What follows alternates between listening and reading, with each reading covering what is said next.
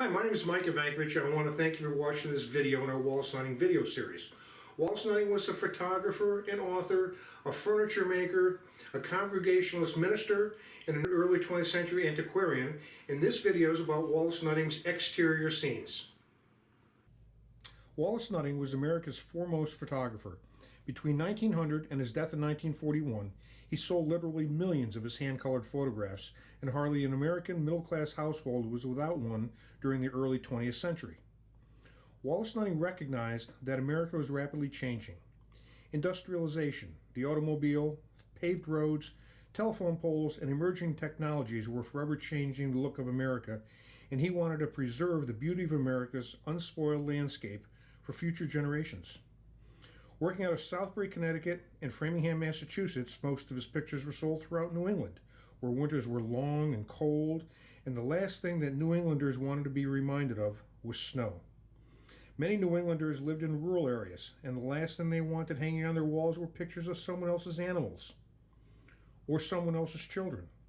These types of pictures simply didn't sell well, which makes them quite rare today.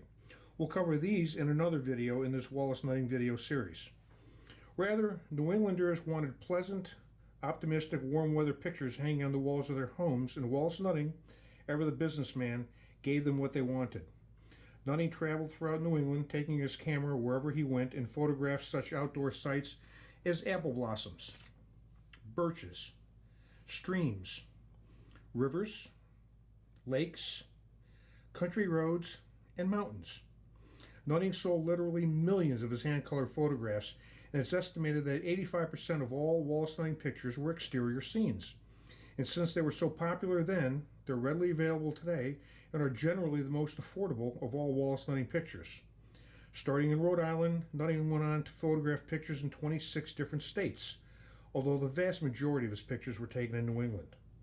Nutting also took pictures in 16 foreign countries, with England, Ireland, and Canada being the most photographed countries.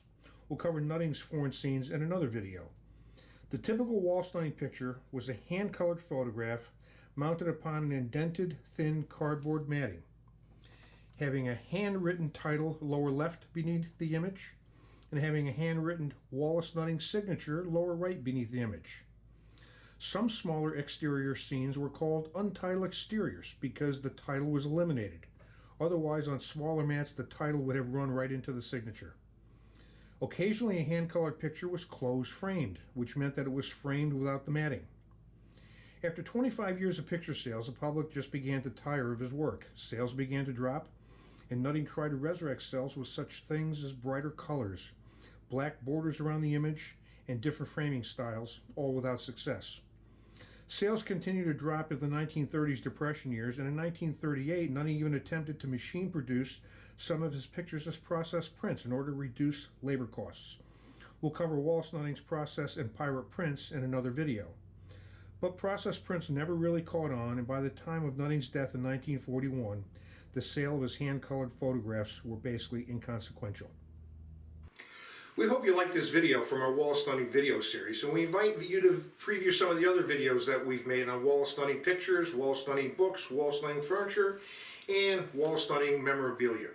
Hopefully you'll be able to visit our website at wnutting.com. If you're ever interested in selling quality Wallace Nutting pictures or furniture, we're always buying, and we're always accepting consignments for our upcoming Wallace Nutting catalog auctions.